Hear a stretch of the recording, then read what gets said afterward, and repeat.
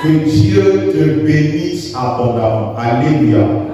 Alors nous allons rester debout, nous allons lire la parole du Seigneur. Nous sommes dans le livre de Luc chapitre 1, le verset 28 au verset 35. Luc chapitre 1, le verset 28 au verset 35. Luc chapitre 1, du verset 28 au verset 35. Je lis la parole du Seigneur dans le nom de Jésus. L'ange entra chez elle et dit: Je te salue, toi à qui une grâce a été faite. Le Seigneur est avec toi. Troublée par cette parole, Marie se demandait ce que pouvait signifier une telle salutation. L'ange lui dit: Ne crains pas, Marie, car tu as trouvé grâce devant Dieu. Et voici, tu deviendras enceinte et tu enfanteras un fils. Et tu lui donneras le nom de Jésus. Il sera grand et sera appelé Fils du Très-Haut. Et le Seigneur Dieu lui donnera le trône de la vie de son Père. Il régnera sur la maison de Jacob éternellement, et son règne n'aura pas de fin. Marie dit à l'ange: Comment cela se fera-t-il, puisque je ne connais pas d'homme? L'ange lui répondit: Le Saint-Esprit viendra sur toi, et la puissance du Très-Haut te couvrira de son ombre. C'est pourquoi le saint enfant qui naîtra de toi sera appelé Fils de Dieu. Acclamons la parole du Seigneur. Et avant de rentrer dans la profondeur de cette histoire dans Luc chapitre 1, le verset 28, j'aimerais d'abord revenir un tout petit peu sur le thème. Le thème qu'on nous a communiqué, c'est une rencontre concluante. Et le dimanche passé, le pasteur Emmanuel a beaucoup plus mis l'accent sur ce qui se produit lorsque nous rencontrons le Seigneur Jésus-Christ. L'impact que cela a sur notre vie, sur notre destinée, sur la terre. Comment la rencontre que tu as vécue avec Jésus a le pouvoir d'impacter ta vie.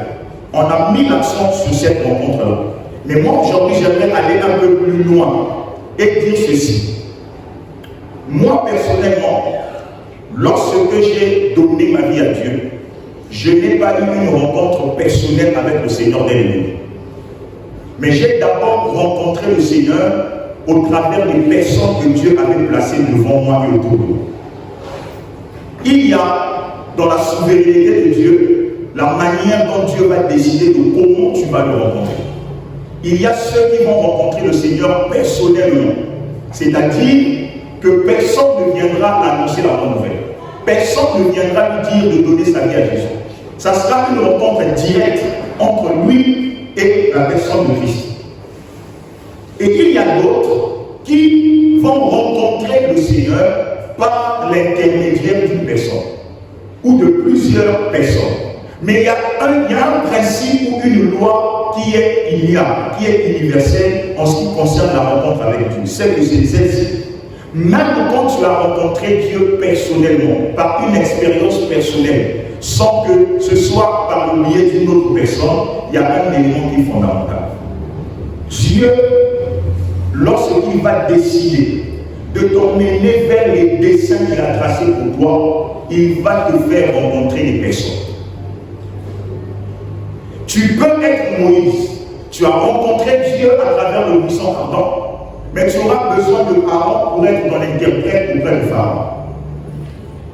Peu importe l'expérience que tu vis avec Dieu, peu importe comment tu l'as rencontré, comment tu l'as connu, tu dois garder dans ton cœur et dans ton esprit que tout ce que Dieu a prévu accomplir avec toi passera par un homme.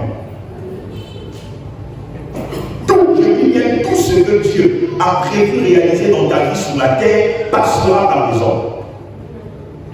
Ça veut dire que lorsqu'on nous parle ici d'une rencontre concluante, ça ne concerne pas seulement notre rencontre avec la personne de Christ, mais ça concerne aussi les rencontres que nous pouvons contracter sur la terre dans notre parcours pendant que nous sommes vivants. Je vais commencer par dire ceci. Il y a des rencontres dans la vie qui changent des destinées. Retiens ça. Il y a des rencontres dans la vie qui changent des destinées. Écoute, la Bible déclare, lorsque Samuel a été choisi par Dieu pour devenir roi en Israël, pour son peuple, le roi des Juifs. Lorsque Dieu l'appelle et Dieu le choisit, la Bible déclare qu'il est en train de chercher les ânesses de son père qui avait disparu. Alors il va rencontrer Samuel le prophète. Et lorsqu'il va rencontrer Samuel, Samuel va lui dire que maintenant que tu m'as rencontré, sache que les ânesses que tu cherches ont déjà été retrouvées. Cependant, quand tu vas sortir de chez moi, tu rencontreras une troupe de prophètes. Et quand tu vas les rencontrer, tu vas commencer à prophétiser. Et pendant que tu vas prophétiser, l'Esprit de l'Éternel descendra sur toi et tu seras comment? Changé en un autre homme. L'Esprit de l'Éternel descendra sur toi et tu seras changé en un autre homme. Autrement dit, il y a des changements dans la vie qui ne seront le fruit que des rencontres que tu vas faire. Parce qu'il y a des rencontres qui changent des destinées. Il fallait que Saül rencontre la troupe des prophètes pour que l'Esprit de l'Éternel descende sur lui afin qu'il soit changé en un autre homme. Il y a un niveau de changement dans la vie que tu ne peux expérimenter que quand tu rencontreras un type de personne. Une qualité de personne. L'Esprit de l'Éternel descendra sur toi et tu seras comment? Transformé. Mais ce schéma se produira à quel moment? Lorsque tu rencontreras la troupe des prophètes. Donc il y a des rencontres dans la vie qui changent la destinée des hommes. Il y a des rencontres avec des personnes qui ne peuvent plus te laisser au niveau où tu es. Il y a des rencontres dans la vie, quand tu as vécu cela, tu ne peux pas rester la même ou le même. C'est impossible. Lorsque Saül a rencontré la troupe des prophètes, la Bible témoigne que l'Esprit de l'Éternel est descendu sur lui et il a été changé en un autre homme. Il était plus lent qu'il était hier, il est devenu un autre homme à cause de la rencontre qu'il a vécue. Je dis à quelqu'un aujourd'hui, si tu veux évaluer la qualité des personnes autour de toi, regarde qui tu es devenu depuis que tu les as rencontrés. Il y a des rencontres dans la vie qui changent. Mais quand je parle de changement, je ne parle pas seulement de changement sur le plan positif. Les rencontres produisent toujours des changements. Quand tu rencontres une femme blessée, déçue de la vie, qui commence à avoir l'impression que non, tous les hommes sont mauvais, tous les hommes sont des traîtres, tous les hommes trompent, c'est le fruit de quoi? D'une rencontre. Oui. Elle a rencontré quelqu'un qui l'a poussé, qui l'a construit, qui l'a emmené à devenir comme ça. Quand vous rencontrez une personne qui valorise les autres, qui valorise ce que les autres font, qui ne juge pas n'importe comment, qui a un certain équilibre dans son raisonnement, ce n'est pas un hasard, c'est le fruit d'une rencontre.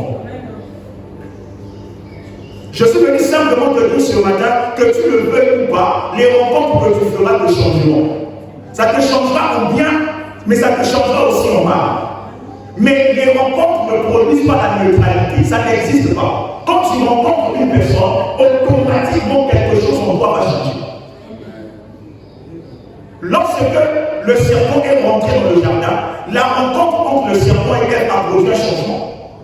Ça détruit l'homme. Il n'y a pas de rencontre sans changement. Quand tu rencontres des personnes dans la vie, ça va te changer. Voilà pourquoi tu dois évaluer le type de personnes vers qui Dieu t'emmène, mais aussi le type de personnes que Dieu t'envoie.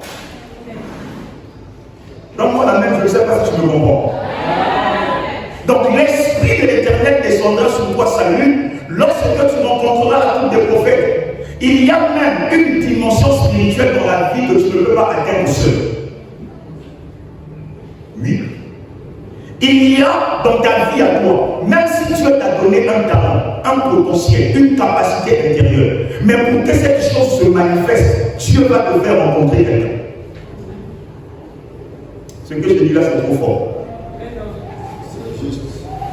Samuel a dit à Saül, tu es appelé à devenir un autre homme, parce que le roi que Dieu veut pour son peuple ne doit pas être ordinaire. Mais la dimension exceptionnelle qui t'attend n'arrivera que lorsque tu rencontreras la troupe des prophètes. Donc ne méprise pas les rencontres que Dieu produit dans ta vie. Ne minimise pas les rencontres exceptionnelles que Dieu produit dans ta vie. Quand tu es conscient que depuis que Dieu t'a fait rencontrer changé une personne, ça a élevé ton niveau d'estime, ça a élevé le caractère que tu as en toi, ça a brisé les choses en toi, tu dois devenir Dieu et chérir ce genre de rencontre. Ne méprise pas, parce que toutes les rencontres produisent des changements. Donc quand je te regarde, tu n'es que le fruit des rencontres que tu as eues. C'est là que vous allez rencontrer des gens aujourd'hui. Voilà pourquoi Dieu est bon. Voilà pourquoi Dieu est. Dieu n'est pas intelligent, il est l'intelligence. Tout ce que Dieu nous demande de faire, même quand c'est mal, même quand ça nous fait mal, c'est pour notre bien. Quand tu es jeune, Dieu te dit préserve-toi. Ne couche pas à gauche à droite. Ne tombe pas dans l'impudicité. Attends le bon moment. Dieu n'est pas bête. Dieu sait pourquoi. Parce que toutes les rencontres que tu fais vont produire des changements en toi.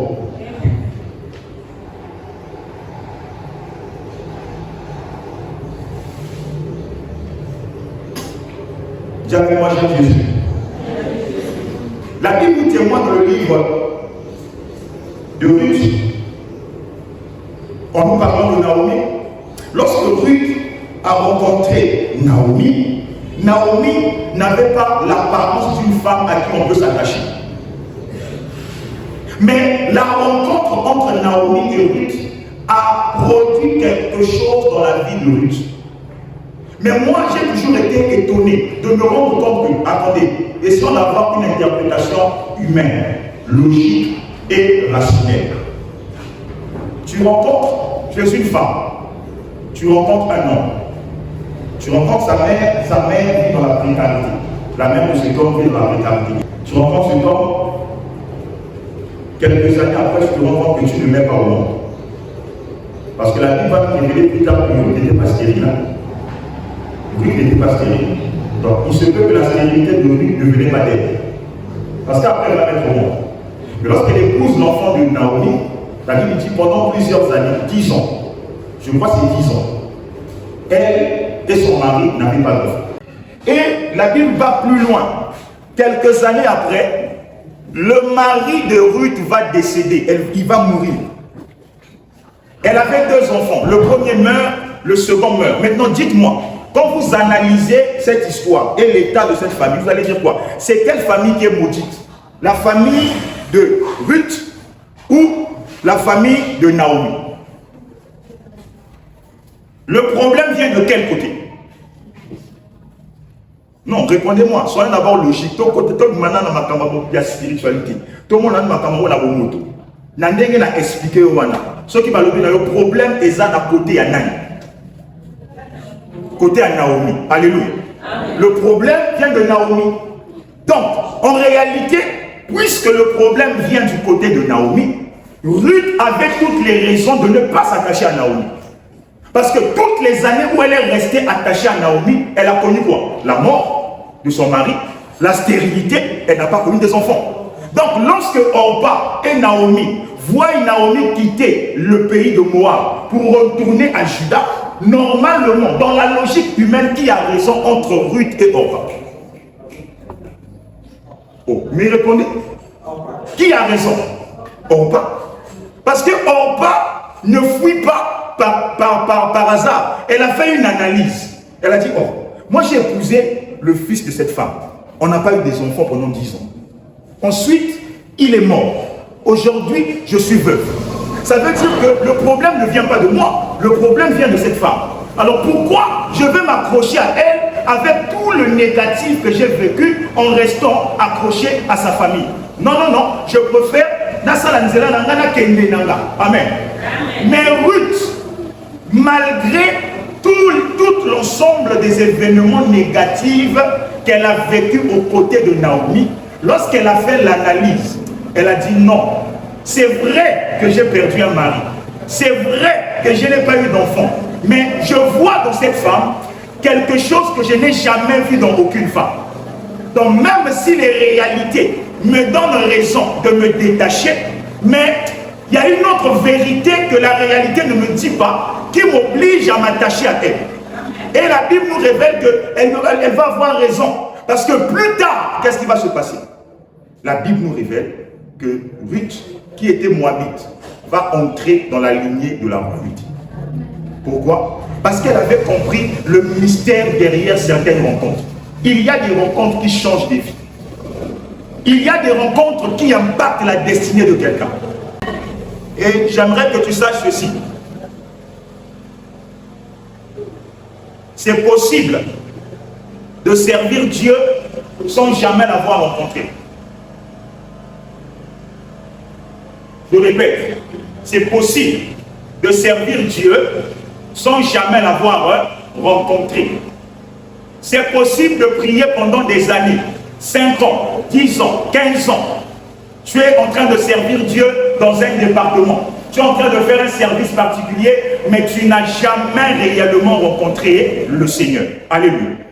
C'est une vérité. Écoute-moi. Dans le livre de 1 Samuel chapitre 3, la Bible nous dit ceci, que Samuel était dans la maison de Dieu, là où se trouvait l'arche de l'Éternel. Il dormait là et il se réveillait là, chaque jour. Mais la Bible déclare que Samuel n'avait jamais rencontré le Seigneur. Il a passé sa vie où? Dans l'église. Il a grandi où? Dans l'église. Il écoutait les prédications, il louait Dieu, mais il n'avait jamais rencontré le Seigneur. Ça veut dire que rencontrer Dieu, ce n'est pas quelque chose qui est d'abord lié au service que tu fais, à ce que tu rends comme service à Dieu. Non. Voilà pourquoi Christ lui-même va révéler plus tard dans les évangiles que plusieurs me diront, nous avons prêché en ton nom, nous avons fait en ton nom, mais je leur dirai, je ne vous connais pas. Eux, ils présentent les actions, Christ présente la relation. Ce n'est pas la même chose. Amen, amen. Donc, rencontrer Dieu ne réside pas dans les actions que tu fais. Le service d'un homme ne révèle pas sa connaissance de Dieu. Ce qui révèle la rencontre d'un homme avec Dieu, c'est la relation. Ce n'est pas le service. Oui. Raison pour laquelle le discours que les gens ont actuellement dire que non, si tu n'as pas Jésus, tu n'es pas à la mode. Moi, je ne suis pas d'accord avec ce discours. Parce que Dieu est rare, mais la religion est populaire. Dieu est rare, c'est la religion qui est à la mode. Ce qui est rare a de la qualité. Mais ce qui est à la mode perd en qualité. Et la Bible nous révèle que le Dieu que nous prions, c'est un Dieu qui est rare. La pluralité des églises ne veut pas dire que Dieu devient facile à trouver. Bizarrement, plus il y a des églises, plus Dieu devient rare. Est-ce que je mens? De plus en plus, il y a des églises, Dieu devient de plus en plus rare, mais les églises ne font que se multiplier de jour en jour. Et Dieu devient de plus en plus rare. Ça veut dire que le nombre des églises dans une ville, dans un pays, ne veut pas dire que Dieu devient facile à trouver. Non, Dieu est rare. Dieu est rare. Voilà pourquoi il a dit, vous me chercherez et vous me trouverez si vous me cherchez comment? De tout votre cœur. Donc il y a une dimension où la rencontre que tu vas avoir avec Dieu aura un impact définitif sur ta vie. Ruth a choisi de rester avec Naomi parce que c'était une rencontre différente. Amen. Il y a des rencontres qui sont différentes. Si Dieu t'a permis de rencontrer le pasteur Emmanuel, ne dis pas que c'est une rencontre hasardeuse. Avec Dieu, le hasard n'existe pas. C'est une rencontre particulière. C'est une rencontre qui a un pouvoir dans ta vie. Si Dieu t'a permis de rencontrer le pasteur Mardoché que je suis, ce n'est pas le fruit d'un hasard, c'est une rencontre particulière. Amen. Mais tu n'es pas un mouton. Regarde-moi bien, tu n'es pas un mouton. On ne suit pas les gens pour le plaisir de suivre. Quand tu rencontres quelqu'un, évalue le changement qui s'est produit en toi depuis la rencontre que tu as eue avec cette personne. On a des jeunes hommes aujourd'hui, des jeunes filles aujourd'hui qui entrent dans des relations mais ne prennent pas le temps d'évaluer les changements que cette relation a produit dans sa vie. Tu rencontres quelqu'un, tu es devenu plus impoli. Tu rencontres quelqu'un, depuis que tu l'as rencontré, ta relation avec Dieu est morte.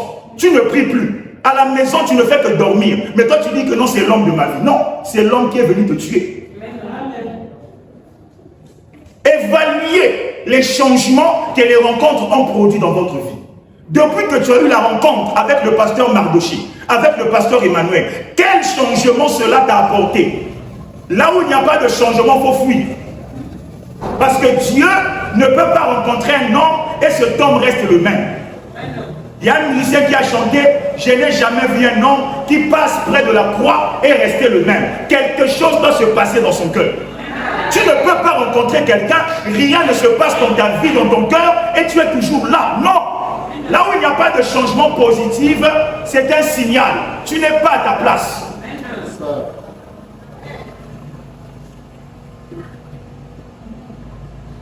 Ne méprise pas les rencontres que Dieu te permet de vivre. Parce que derrière toutes les rencontres, se produira toujours un changement. Et je prie que le Seigneur nous aide à avoir le discernement, afin que nous puissions comprendre qu'il y a des rencontres dans la vie qu'on ne laisse pas passer. Il y a des rencontres dans la vie, même si tout le monde te dit qu'au Kénété,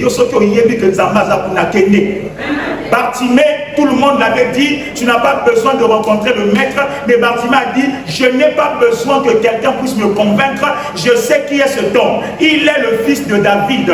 Alors même si je suis aveugle, je ne laisserai pas mon handicap de maintenant m'empêcher d'aller à la rencontre de mon Créateur.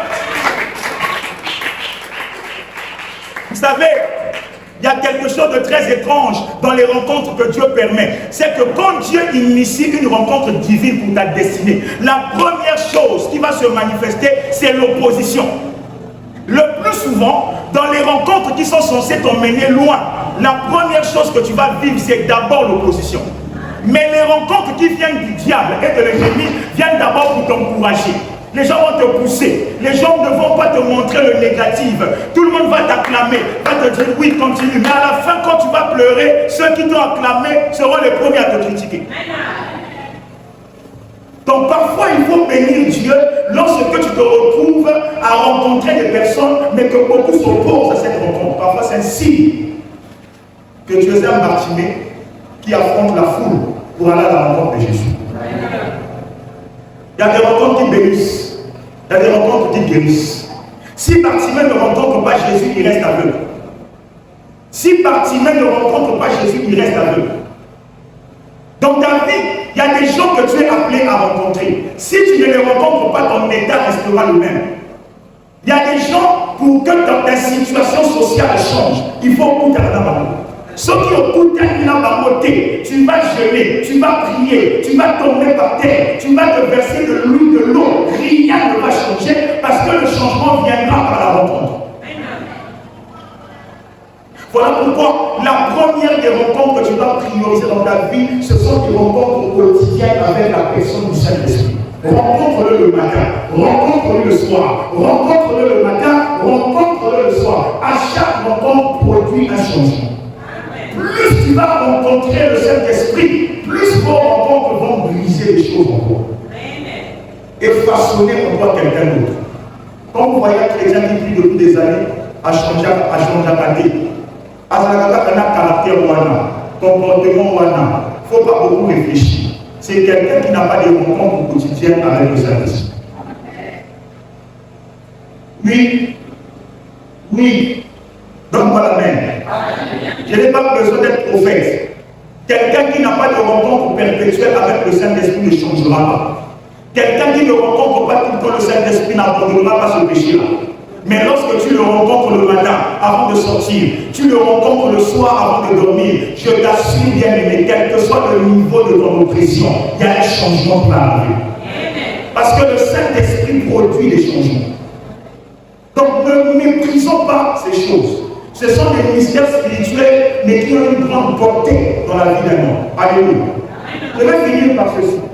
En revenant dans le livre de Luc, chapitre 1, que nous avons lu, la Bible nous a dit que, dans le verset 28, la Bible dit, l'ange de l'Éternel entra chez elle et lui dit, je te salue, toi à qui une grâce a été faite. Le Seigneur est avec toi. Répète avec moi, l'ange de l'Éternel entra chez elle. Répète encore, l'ange de l'Éternel entra chez elle. Alléluia. Marie se trouve dans sa maison. Je ne sais pas ce qu'elle faisait ce jour-là. Peut-être qu'elle était en train d'adorer, en train de cuisiner, en train peut-être de faire je ne sais quoi dans sa maison. Mais de tout d'un coup, l'ange de l'Éternel va entrer dans sa maison. Et moi, je vais seulement m'attarder sur cette petite phrase. L'ange entra chez elle. Quand la Bible dit que l'ange de l'Éternel entra chez elle, Ça symbolise quoi? Ça symbolise une visitation. L'ange de l'Éternel a décidé de visiter Marie en entrant chez elle. Mais encore, j'irai plus loin. Quand la Bible dit que l'ange rentra chez elle, on ne parle pas seulement de la maison sur le plan physique. Certes, dans ce verset, le contexte est que la maison est physique. Mais pour nous aujourd'hui, ce n'est pas seulement la maison sur le plan physique telle que nous le connaissons, mais c'est aussi spirituel. Parce que la Bible déclare que ne savez-vous pas que votre corps est le temple du Saint-Esprit. L'homme dans la spiritualité est comme une maison. Est-ce que tu me suis? L'homme dans la spiritualité est semblable à une maison. Une maison a toujours beaucoup de portes. Et vous allez reconnaître avec moi que nous, en tant qu'êtres humains, tant que nous marchons, mais nous avons des portes. Ces portes-là peuvent faire entrer des choses, mais elles peuvent aussi faire sortir des choses. Ta bouche est une porte. Tes yeux sont une porte. Tes oreilles sont des portes. Et on a d'autres encore. Donc quand la Bible dit l'ange entra chez elle, on ne parle pas seulement de la maison sur le plan physique, mais on parle aussi du fait que Dieu fasse son entrée dans la vie d'une personne. Ça symbolise la visitation surnaturelle de Dieu dans la vie de quelqu'un. La Bible dit l'ange entra chez elle. Mais j'ai dit que ça représente quoi? La visitation. Maintenant je me pose la question. Nous sommes tous d'accord que dans la contrée de Nazareth, il y avait beaucoup de femmes. Beaucoup de femmes qui étaient belles. Beaucoup de femmes aussi qui peut-être craignaient Dieu.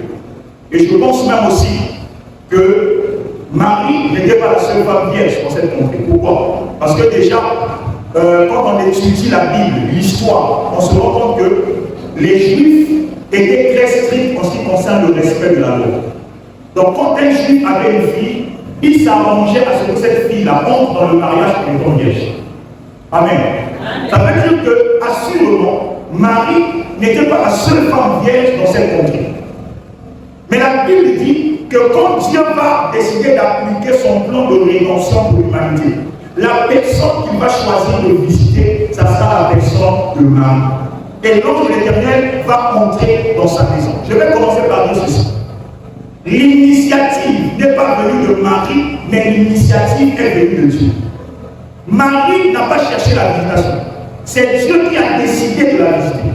Ça veut dire qu'il y a des visitations que les hommes désirent et il y a des visitations que Dieu désire. Il y a ceux qui veulent que Dieu les visite et il y a des hommes que Dieu peut visiter. Alléluia. Je vais répéter. Dans le monde dans lequel nous vivons, il y a des personnes qui veulent que Dieu les visite. Mais il y a aussi une catégorie de personnes que Dieu lui-même veut visiter. J'irai même plus loin. Il y a des gens que Dieu rêve de visiter. Parce qu'il a déjà établi que l'accomplissement de son plan dans cette famille, dans cet endroit, passera par toi.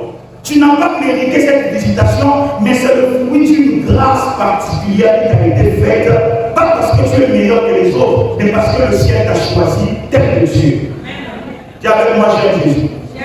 La visitation de Dieu, de l'ange dans la maison de Marie, ce n'était pas un mérite, mais la Bible a planifié et a clarifié que dès que l'ange rentre, l'ange lui dit, salut Marie, une grâce t'a été offerte. Comme pour lui dire que ne pense pas que je suis venu te voir parce que tu es meilleur que les autres. C'est la grâce. Tu as été simplement donc devant les cieux de Dieu, tu as fait quoi? Tu as trouvé grâce. Tu as fait moi, j'aime Jésus. Donc il y a une différence lorsqu'on parle de la grâce en tant que faveur et lorsqu'on parle de la grâce en tant que faveur particulière. La grâce dans sa généralité, c'est une faveur imméritée. Mais il y a la grâce et il y a une grâce. Je vais prendre un exemple de la terre. Aujourd'hui, comme tu as besoin de boulot, tu deviens fonctionnaire de l'État. C'est la grâce de Dieu. Tu as besoin de salaire. Tu n'es pas le seul à avoir un salaire à la fin du mois. La preuve, lorsque les salaires sont virés dans notre pays, on voit comment les gens font la queue. Parce qu'il y a beaucoup de salariés. Amen. Mais lorsque tu quittes le statut de salarié pour devenir PDG, pour devenir ministre, pour devenir celui qui sera à la tête de plusieurs. Ça, ce n'est plus la grâce, c'est une grâce. Ça veut dire que ta grâce est devenue particulière. C'est une grâce qui te distingue, une grâce qui te met en bas. Alléluia. Voilà pourquoi l'ange de Dieu dit, tu n'as pas trouvé grâce, mais une grâce t'a été faite. Parce que dans le ciel, on a décidé de faire de toi la tête. On a décidé de faire de toi une femme en particulier. Je vais dire à quelqu'un ce soir que tu dois bénir le Seigneur pour le thème de cette année qui est un thème lié à la vie de consécration. Parce que celui qui vit dans la consécration favorise la grâce de Dieu dans sa vie. Plus tu te consacres, plus la grâce de Dieu se manifeste dans ta vie et tu attires aussi une grâce particulière. Alléluia. Vous savez, la virginité est un symbole de sainteté. Et la sainteté, c'est la conséquence d'une vie de consécration. Il n'y a pas de sainteté sans consécration. Amen. Donc quand on parle de la virginité de Marie, on peut aussi parler de sa consécration. Dieu a mis la grâce à la disposition de tout le monde. Mais ce n'est pas tout le monde qui aura accès à cette grâce. La grâce est là, mais c'est à toi d'y entrer. La grâce est disponible, mais c'est à toi d'y entrer. Est-ce que tu es avec moi? Donc, la Bible nous révèle que l'ange de l'Éternel est entré chez elle. Donc, la Bible nous révèle que Dieu, dans sa volonté, il sait comment faire son entrée dans un endroit. Dieu sait comment faire son entrée dans la vie d'une personne. Dieu sait comment faire son entrée dans une famille. Dieu sait comment faire son entrée dans une église. Dieu sait comment faire son entrée dans une communauté. L'ange n'a pas appelé Marie à sortir de la maison, mais l'ange a décidé de rentrer dans la maison. L'ange a décidé de rentrer chez elle. L'ange n'a pas attendu qu'elle puisse changer l'environnement, la décoration, qu'elle nettoie la table, qu'elle nettoie les carreaux. Non, l'ange est entré dès que la maison était. Alors, dis avec moi, j'aime Jésus. Et cela signifie que Dieu peut visiter ta maison telle que ta maison se trouve. Dieu n'a pas besoin que tu sois parfait. Dieu a besoin de toi tel que tu es. Oh, donne-moi un amen. Dieu n'a pas besoin que tu sois le meilleur. Dieu a besoin de toi à Jérusalem. Quand Dieu te demande de le servir, n'attends pas d'être parfait pour le faire. Laisse Dieu t'utiliser tel qu'il a vu que tu es. Marie, quand l'ange le visite, peut-être que la maison était sale. Peut-être qu'elle n'avait pas fini de cuisiner. Peut-être qu'elle n'était pas dans une bonne disposition. Mais quand l'ange décide de rentrer, il va rentrer. Quand Dieu décide de visiter, il va visiter. Il ne regardera pas ce que les gens ont vu. Il ne regardera pas la saleté de la maison. Il ne regardera pas les toiles d'araignée au-dessus du plafond. Mais lorsqu'il a dit que je vais rentrer, il va rentrer. Je prie que Dieu entre dans ta vie. Je prie que le Seigneur fasse son entrée dans ta famille. Que le Seigneur fasse son entrée dans ta maison. Peu importe la condition de ta maison. Peu importe l'environnement dans lequel tu es. L'environnement de la sorcellerie. L'environnement de la mort. Je déclare ce matin que l'Éternel des armées est en train de faire son entrée dans ta vie, dans ta maison, dans le nom de Jésus-Christ. Comme ma prière, amen. Dis avec moi, j'aime Jésus. Écoute ceci. Là où l'ennemi pense avoir établi son atmosphère, Dieu peut entrer et changer l'atmosphère. Aucune porte, aucune situation, aucune oppression ne peut empêcher Dieu de visiter un lieu. Je vais répéter pour que tu comprennes. Aucune porte, aucune situation, aucune oppression ne peut empêcher Dieu de visiter un endroit, de visiter une personne. Si l'ange a pu entrer dans la maison de Marie, alors Dieu peut entrer dans ta maison.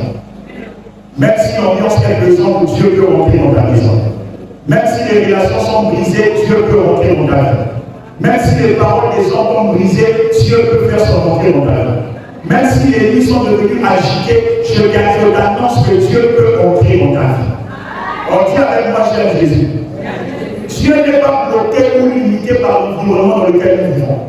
Aujourd'hui, j'aimerais dire à quelqu'un, ne vois plus ta maison, ne vois plus ton corps seulement comme un lieu d'oppression, mais vois ton corps, ta maison, comme un lieu que Dieu peut visiter à tout moment pour apporter des véritables changements.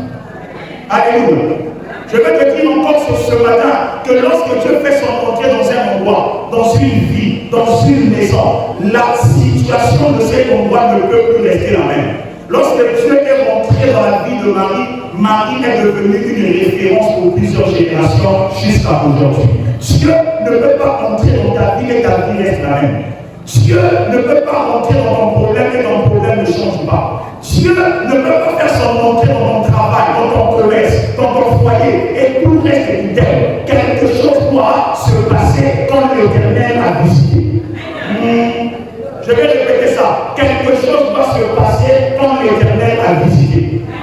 Si l'Éternel a visité, quelque chose dans ma vie doit se passer. Est-ce que quelqu'un croit que ce matin quelque chose va se passer? Si avec moi quelque chose va se passer.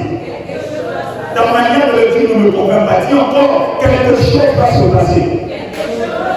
Parce que l'Éternel me visite. Oui, la rencontre de Marie et l'ange a produit un changement dans la destinée de Marie. Elle qui était vue comme une femme quelconque, une femme ordinaire, une simple rencontre surnaturelle a suffi pour que son histoire change. L'Esprit de Dieu me demande de dire la vérité ce matin. Tu es en train de traverser des moments difficiles où tu as besoin d'argent par rapport à un projet donné.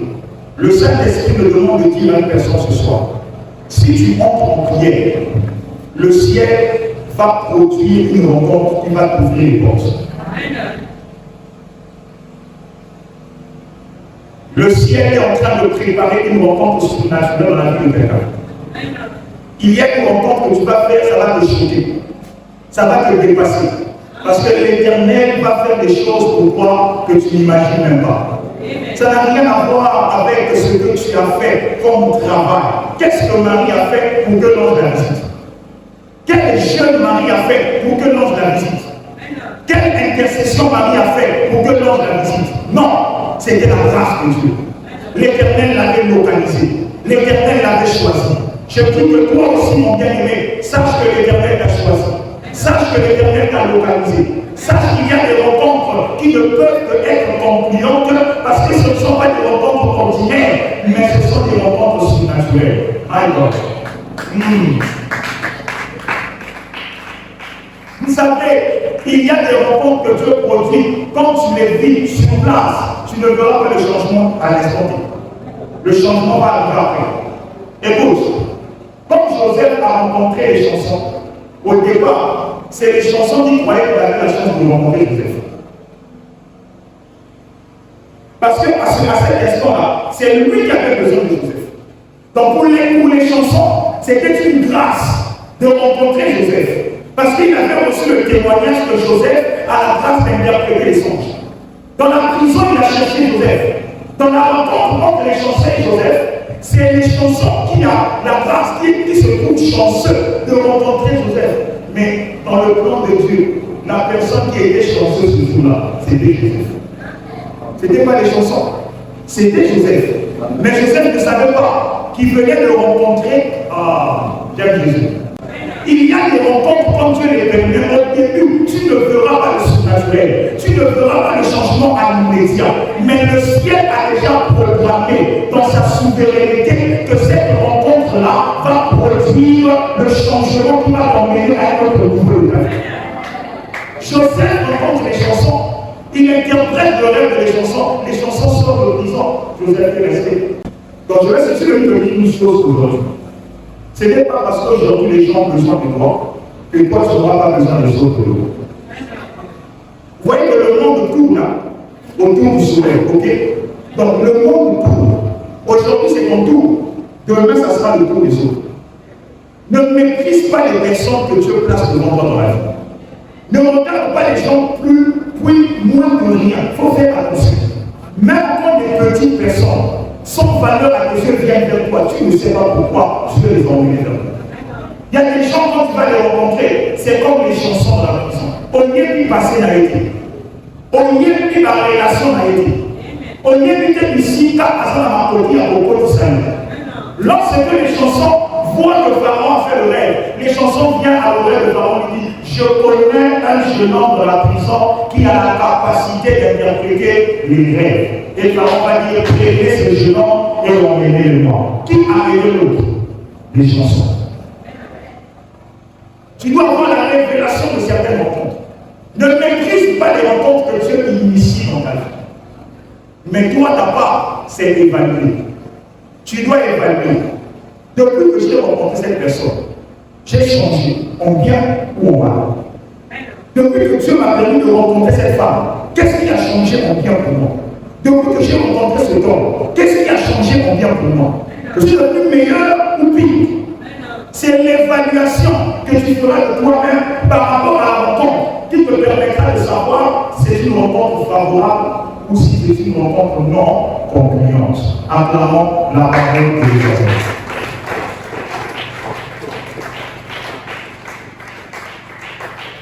Tu vas te lever et tu vas faire cette prière avec moi. Mets-toi là où tu es, s'il te plaît. Tiens-toi debout dans la présence de Dieu. Nous allons faire cette prière, tu vas répéter après moi. Seigneur, je veux que tu le dises avec beaucoup de conviction.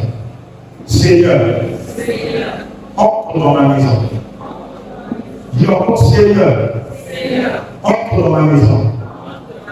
Entre dans chaque pièce de mon être, dans mon âme, dans mon esprit, dans mon corps, dans tous les membres. Fais-toi montrer que tout de moi soit saturé de ta présence.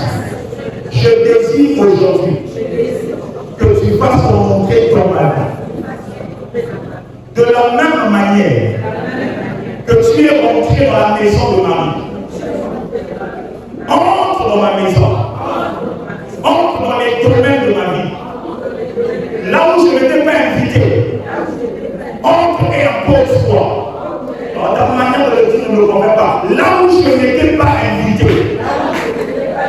Entre et impose-toi. Là où je n'étais pas appelé. Fais ton entrée. Et impose-toi. Impose ton règne. Impose ta volonté. Et que ce qui est vivant en moi, qui est contraire à ta volonté, meure au nom de Jésus. Aujourd'hui, je déclare que dans mon corps, dans mon âme, dans mon esprit, l'Éternel fait son entrée. Et la mort n'a plus de place. L'échec n'a plus de place. La peur n'a plus de place. Les démons n'ont plus de place. Parce qu'aujourd'hui, j'appelle l'Éternel dans ma vie. Il fait son entrée. Et je suis transformé au nom de Jésus. Maintenant, pendant que Dieu là, tu es en train de prier, tu dis à Dieu: fais ton entrée dans ma vie. Fais ton entrée dans ma vie, Père. Fais ton